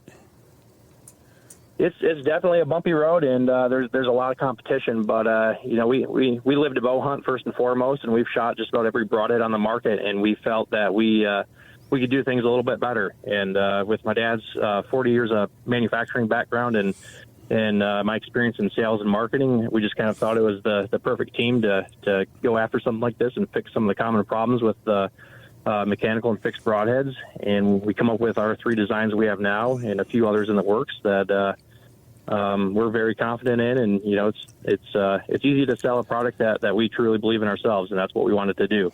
I figured you might have a few more products up your sleeve coming down the road here. We do. We're it's a constant revolving door of new ideas and designing, and being a young company, we're taking things one step at a time and just growing as we can. Well, as you know, I put one of your mechanicals through a bear a couple of years ago, and it did a very effective job. So I'm looking forward to using them during the springtime turkey season, and then I'm heading back up to Ontario on a bear hunt this spring. And Matt, I'm going to have your heads with me. I love to hear it. Let's talk about shed hunting right now too. You're a hardcore hunter, but you're a hardcore shed hunter. How are those two related?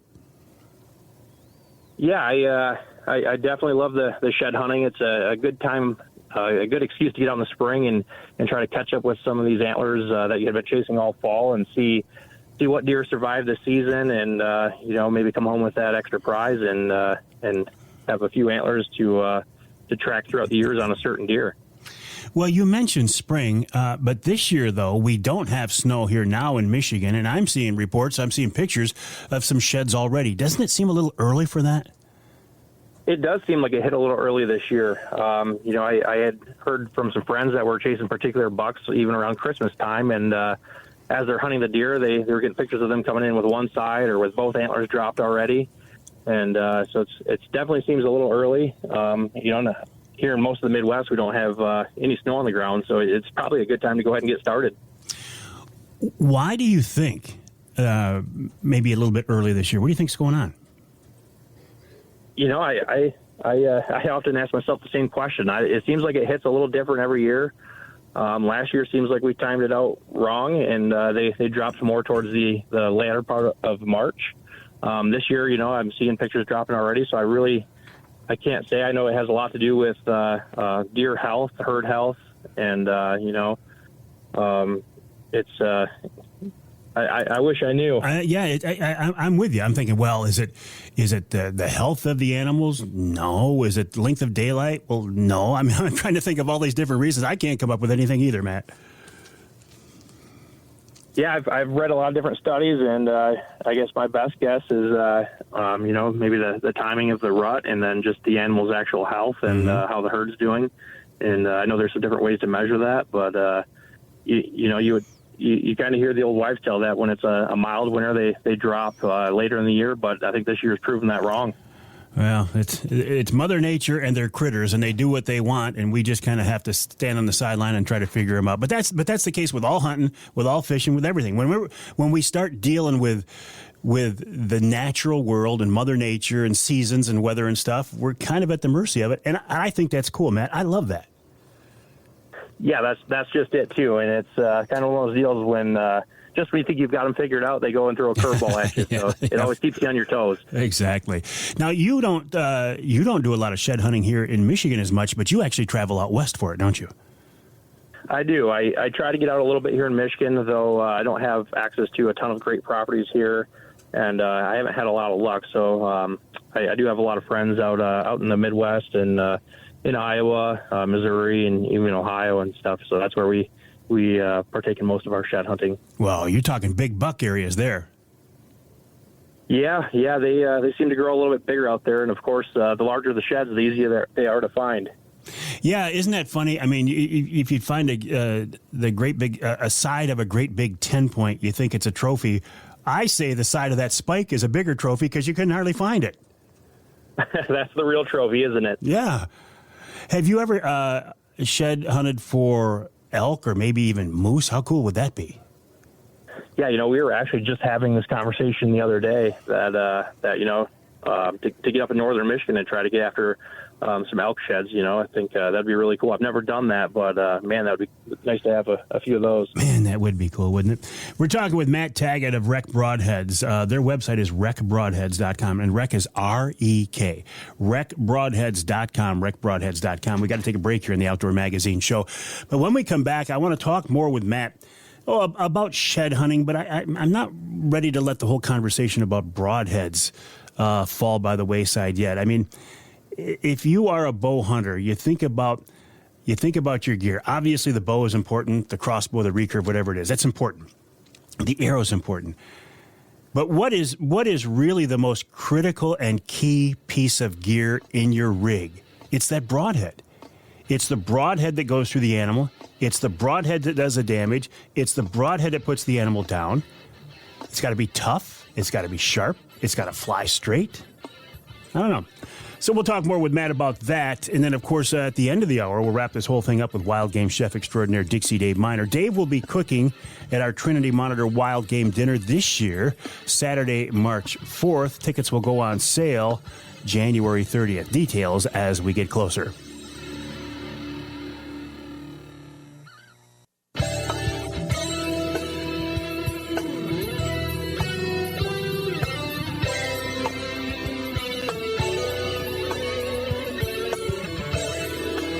You can hear the Outdoor Magazine show in Manistee on WMLQ 97.7 FM.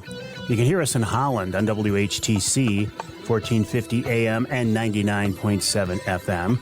And you can hear us in Manistee on WTIQ 1490 AM, 95.3 FM. This segment of Outdoor Magazine is brought to you by Boning Archery. Michigan-based Boning has been a leader in the archery industry for, 76, 77 years now? It's really quite a story here. The company started with Roland Boning inventing a product called Ferrultite, which at the time was used to glue broadheads to wooden arrow shafts. These days, Boning continues to come up with new products, new innovations, new designs, new manufacturing processes to still lead the industry in their category. And it's not just for bow hunters, it's for target archers and bow hunters as well. Here's a fun thing to do. This late winter, early spring, if you want to build your own arrows, Boning is a great source for products for that. That's a lot of fun. Check them out online. The website is boning.com. That's BOHNING.com, boning.com. While you're online, please check out my website, MikeAveryOutdoors.com. And then head on over to another archery-related website. It's rekbroadheads.com. Rek is R-E-K, rekbroadheads.com. Another interesting story. Matt Tagget, by the way, of Rek Broadheads is with us on the phone line. Matt, I talk about Boning that's been around for 3/4 of a century, and then I talk about Rek that's been around for just a few years. It's interesting here in Michigan, the relationship we have with the archery industry, and I almost think it goes back to Fred Bear. Yeah, there is a ton of archery-related companies here in Michigan. It's almost, it seems like the root of the outdoor industry is almost based here in a way. There's so many great companies that have been established for so long, and it really goes back to, I think, Michigan's strong hunting heritage. Well, it makes sense. This hunting heritage and bow hunting in particular. I want to talk about broadheads again a little bit more because I'm fascinated by this topic. What are the key points of design in a broadhead? When you come to market, you got a checklist. Okay, we got to do this, we got to do this, we got to do this. What are those points? Yeah, I think one of the biggest points that's talked about the most often is obviously durability. In all of our lineup, we wanted to really design our heads to hold up better than some of the others. We wanted to make our blades thicker and sharper. And then if you look at our heads, we've got that big, beefy, hardened stainless steel tip, so we kind of beefed up all the materials. But then at the same time, you want to make sure that those heads fly true. And so that's another big point. I think sharpness, flight, and durability are probably your big three. And then, of course, consistency, keeping your weight tolerances very close to that 100 grain or 125 grain mark that you're advertising. That's something that we try to keep within a grain throughout our heads as well. But those are probably your big three, and those were three that we wanted to drive home in our designs. And what about the concept of a mechanical versus fixed blade? Yeah, I think that's probably the biggest debate in the archery, at least the broadhead category is, fixed or expandable. I think you see a big upswing in fixed heads coming back. It's still probably a 50-50 choice, I would say. For a while there, as the bows were getting faster, expandables became very popular, and then people started to lose trust in some of them with some faulty designs. So we wanted to bring the trust back to the expandable broadhead, make an expandable broadhead that really would hold up and pass through bone. And I think we've done a good job of that. But then, there's users that like to shoot a fixed head that just has no chance of failure whatsoever, and it's just simple. So you see kind of both ends of the spectrum. It's a little thing, but I'll tell you one thing that I really appreciate with you guys is I'm shooting your mechanical heads, and they can be hard to practice with, but you've come up with a practice head that flies just like your mechanicals, which I think is pretty cool. We have, yeah. I know, most all bow hunters that I know anyways like to shoot their equipment before heading to the woods to make sure, you're dialed in. And when you're going to harvest an animal, I think that's a very ethical thing to do. So we wanted to come up with a practice head that would mimic the flight of the expandable and make it to where you did not have to reset those blades or dull those blades every time you were shooting it. So the practice head's a good way to do that. All right, Matt, I want to go back to shed hunting, and I'm kind of bouncing around today. I apologize for that. But when you're looking for sheds, now where do you start? Where do you find them? It kind of varies from year to year. There's certain properties we'll go into after a really hard winter where there's a lot of available food. You might find 50 to 100 antlers. Or you go back the next year when it's been kind of mild and only find a dozen or so. And I think on a year like this where it's been really mild and the deer have food readily available just about anywhere, shed antlers are going to be more spread out versus a year when we have a foot or 2 foot of snow where they're more congregated in certain areas. I like the classic bed to food scenario. I think that really narrows down where they're going to be and makes it the easiest to find. If you're hunting anywhere with a bit of topography, south-facing slopes are always a good place to look. Down in southern Ohio, where it's very hilly, we find a lot on south-facing slopes because that's where the sun shines the most throughout the whole day. So it's the warmest part of the hill, and the deer will bed there and often drop their antlers right in their bed. And how are you finding them? Are you looking with binoculars? Are you getting down on your hands and knees? I feel like finding sheds is a lot like finding mushrooms. You gotta train your mind and your eye to pick up on them. It is kind of that way too, and you find that first one and it kind of sets your eyes in a way to what you're looking for. But I always carry a good pair of binoculars to kind of look ahead. We've glassed antlers before, or even 100 yards away. So it's not a bad idea to have some binoculars, but really I think it comes down to just covering a lot of ground. You got to have a good pair of hiking boots and just stay on the move and kind of pick apart the land you're walking. Do you have, all right, you've got target bucks. Do you have target sheds? Do you go out and say, I really want to find the shed from this particular buck? Absolutely. Yeah. Especially if we have pictures of a deer that we know made it through the season. That's always like one of our number 1 or 2 prized antlers we're going after. So we always like to have a couple of big sets to go for. And I know this year we have a few out there in Iowa that we're going to be looking specifically hard for. Matched sets. Have you ever found one of those? Oh yeah. Yep. Finding a matched set's kind of, that's as good as it gets really. And it's funny how sometimes you'll find a matched set, within, looking distance from one to the other, and other times, they might be hundreds of yards away. Yeah, I think I've never ever found a match. I think that would be so cool. Yeah, it's definitely nice to be able to display those together and kind of get a better visual of what the deer actually was on the hoof, and especially if you can do it multiple years in a row and come down to the point where you actually harvest the deer, which I haven't done yet, but that's the goal.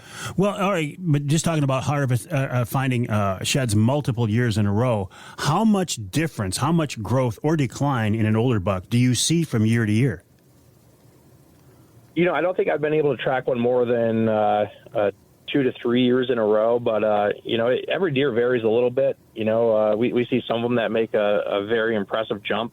I think it really depends on the age of the deer and obviously nutrition and stuff of that nature. But for instance, we found a matched set last year that the deer ended up getting killed this year, and I think he only varied about 3 inches. So, and that was an older deer. I think he was a 6-year-old deer. but it really depends. I mean, sometimes I think from 3 to 4, you see a really big jump, and 4 to 5 maybe, but kind of depends on the animal. 6-year-old buck, Matt. You're talking here. You're talking monarchs at that point. Yeah, that was a really nice deer. That was actually I was the guy that found the set off him last year, and then it was my friend's uncle that harvested him. He was just over 160-inch deer, so an absolute trophy. Are we all right, you might say, Avery, I wish you wouldn't ask me this on the air. Are we going to see Rek going into other archery products other than broadheads? That is the discussion. We have some other product lines we're looking at, all archery related, of course.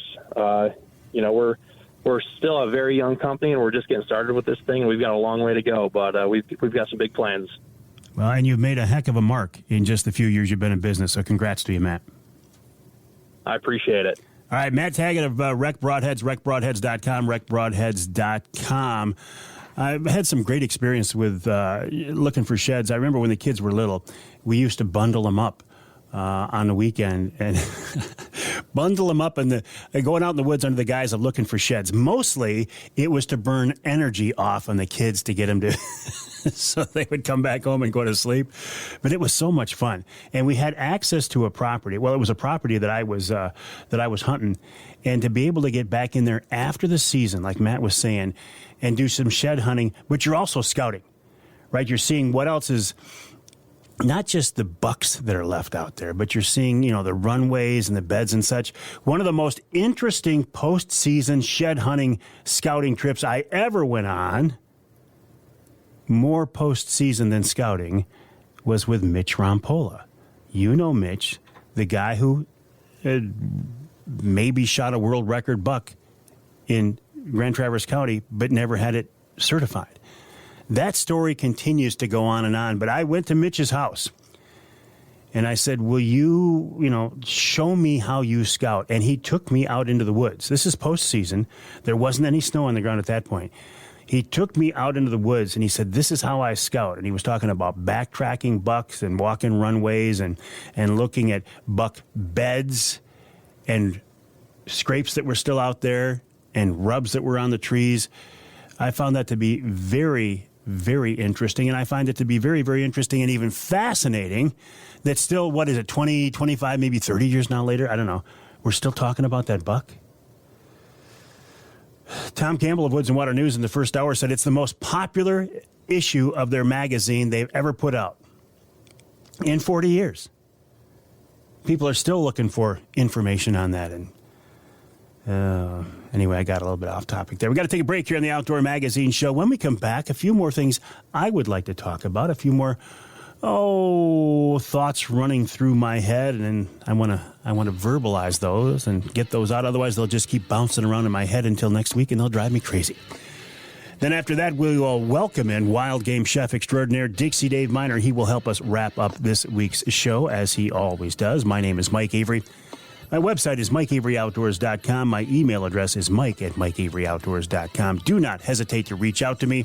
Send me an email at that address with your questions, your comments, your criticisms, your story suggestions. Mike@MikeAveryOutdoors.com.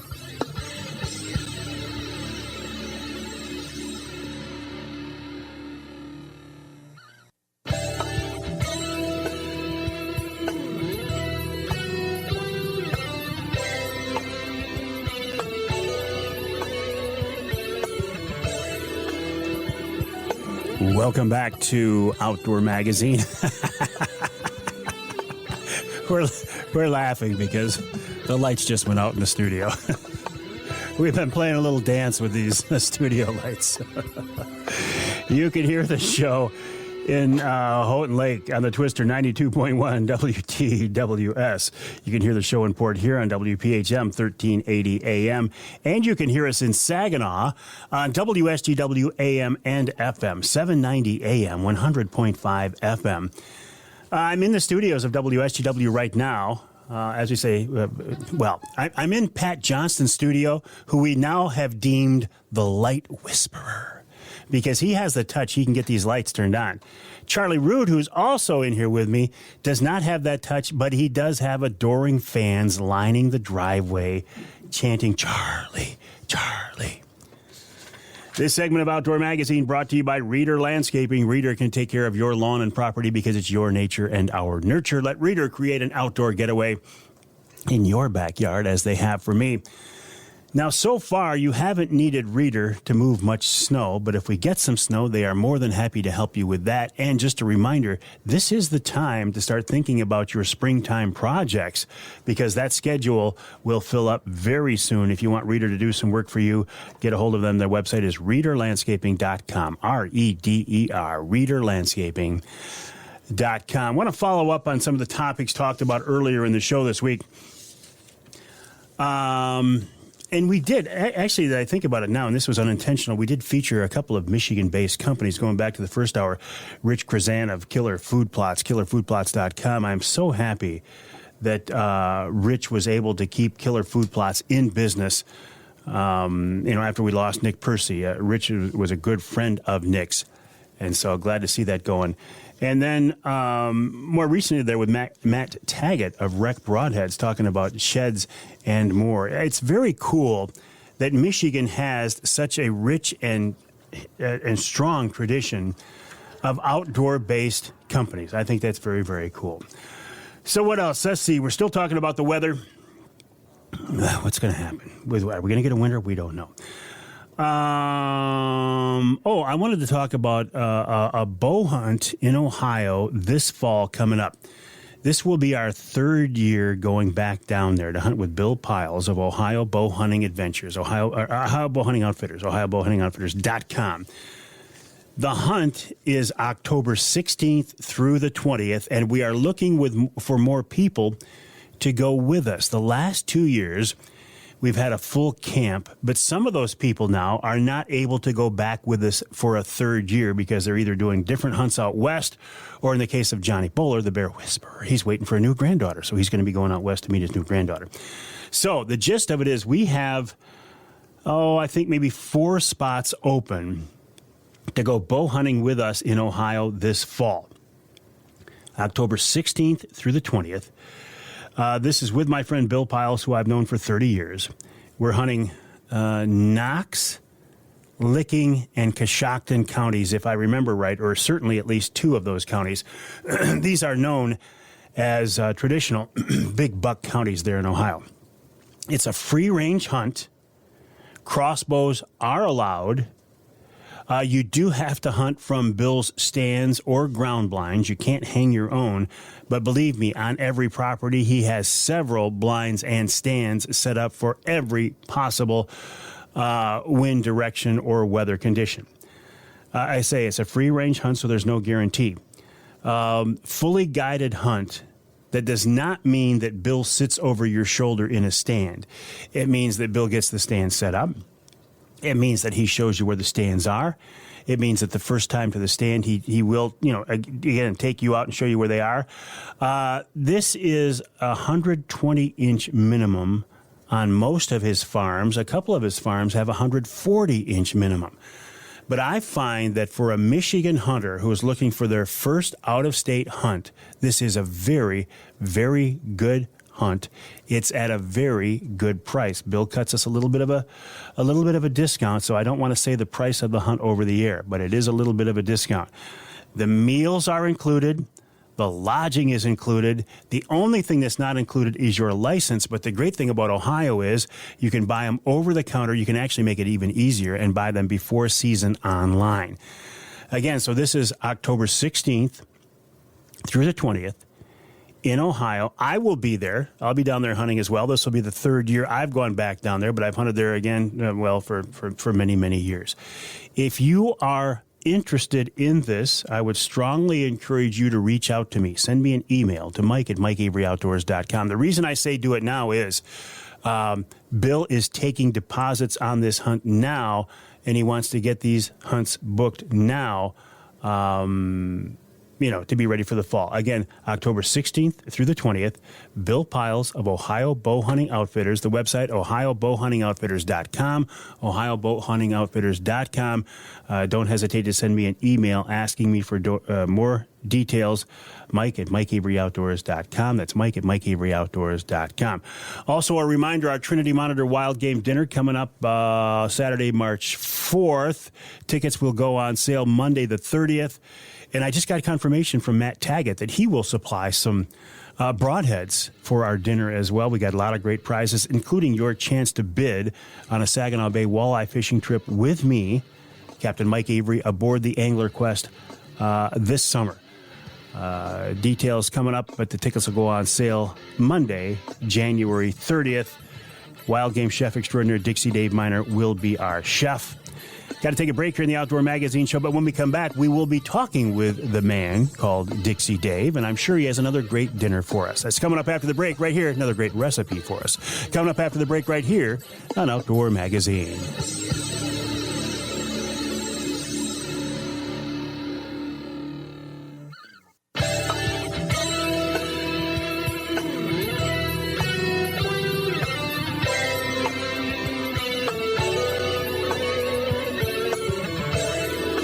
Welcome back to Outdoor Magazine. Appreciate you being along with us. If you are a regular listener or a long-time listener, you know what's coming up next. If you are a new listener, well, first of all, welcome. Appreciate you being along with us. I hope you will tune in every week to the Outdoor Magazine radio show or the podcast. And we wrap up each week's show with Wild Game Chef Extraordinaire Dixie Dave Minar, a man who knows more about cooking wild game than anybody I've ever met. He's an absolute master. He has no limit to the number of recipes in his head. And each week, well, almost every week, he shares one of them with us. David, welcome back. How are you? I am very good, Mike. I tell you what, this retirement thing, I don't know. Cleaning out the restaurant, because they're going to bulldoze it down. Cleaning out the restaurant, trying to give stuff away and do all of that is much more work and a lot harder than cooking ever thought of being. How long do you have to deal with this, Dave? When are you done? Oh, we're trying to get out of there, by middle of February or something. But, boy, it's a slow go. Man. So they're actually 35 years of stuff, you got to sort through it, try to figure out who you can give it to or who sell it to. And, oh, man. So they're going to bulldoze the building. That'll be an interesting thing. I wonder, will you be there to watch that? That'll be kind of an interesting thing to see. I'm going to video it. We had videos before when it was a business. We got videos now that stuff has been kind of ripped out, and haphazardly stacked up. By the way, if anybody needs any booths, I got a bunch of them for sale. And it is nuts. I'll tell you what it looks like now. So you actually, honestly, you haven't even had time to enjoy your retirement yet at all, have you? Oh my gosh, Mike, no. We're trying to get. We only had like 6 weeks to get out, and time is creeping along pretty darn fast. Well, it is. And in fact, our Trinity Monitor Wild Game Dinner's coming up here pretty fast, too, Dave. The tickets are going to go on sale for that. It looks like Monday the 30th. The event's not till the first Saturday in March, but there's already a lot of excitement for that. Yeah, I believe so. It's been, I went and I talked to you guys from church, and I scoped out the kitchen again. And between my trailer and your kitchen, I think we'll have absolutely no problem pulling this off. Well, you're going to feed 400 people, right? I mean, but I've seen you do that many times. Oh, yeah. 300 to 400 is a breeze in all reality. For we you, got a great crew. I know you do. And Dave, obviously, we're not going to do a recipe at this point, but I do have to ask you, all right, so most people are used to cooking for, a family or maybe a group of friends or something. How do you take the concept of cooking for 4 people and turn it into cooking for 400 people? Well, when you've been doing it for a while, there's a lot of chefs out there that do the same stuff, catering, or they have large facilities where they're cooking for a lot. Once you get used to doing this, I've been doing it for close to 50 years. once you get used to it, it just is second nature. You know, I'm going to need 5 pans, the restaurant, hotel pans. I'm going to need 5 pans of, say, elk tips. I'm going to need 5 pans of, say, chicken, Traverse City chicken. I'm going to need 15 pork loins. You know, after a while you do it, you just know, say on a half of that amount, well, you're going to use like 3 pans or half a dozen pork loins as opposed to the 15 of them. So it's, you know, once you do it for a while, you just get used to it. What's the biggest event you've ever done? What's the most people you've ever fed at a dinner? Well, we did that E3, and that was 700 and something, the Midland one, where you emceed that. That went like smooth. I mean, to serve that many people, it was just quite smooth, wasn't it? Oh, it was wonderful. It was wonderful. And I think, you know, a lot of that obviously is you and your crew, but it's also got to be, a lot of it is the people you are working with as well, the group that you're working with. Correct. They knew how they wanted to set it up. So did we. We collaborated. We got everything set up. We had 4 lines, double on each side. We had about a dozen food runners trying to make sure that as soon as one pan was almost gone, boom, we had another one right there. I think it was like 33 minutes. We served 740 people. It was amazing. It was amazing. What's on the menu for our Trinity dinner, Dave? Well, we've got Traverse City chicken. We've got apple roast pork loin. We have Cajun wild boar. We have elk tips, and then desserts and salads. Oh, I think there's walleye. Did you say walleye? I think we got some walleye in there too, don't we? We have walleye New Orleans also on there. I got that on order also. So everything's in the works right now as we speak. We got enough lead-in time, so if somebody happens to not be able to fulfill what I need, I got plenty of time to enlist another purveyor. Excellent. Well, we're looking forward to it, Dave. We got a lot of great auction items as well. And I look forward to working with you again there. And I look forward to talking to you next week right here on the radio show, Dave. Well, you're not going to get any gift certificates from us anymore. As I was saying, I thought, darn, we're not going to get any more Oscar and Joey's dinners anymore. We will make the most of it, my friend. We'll talk to you next week. Okay, thanks a lot, Mike, and everybody goodbye, and thanks for your support, all you people over the years. Thank you so very much. Wild game chef extraordinaire Dixie Dave Minar, a big part of the Outdoor Magazine show, as are you. Because if you weren't listening, there'd be no reason to do the show. And I am just not ready to retire just yet. My website, MikeAveryOutdoors.com. My email address, Mike@MikeAveryOutdoors.com. Don't hesitate to reach out to me. Have a great week, and I'll talk to you next time right here on Outdoor Magazine.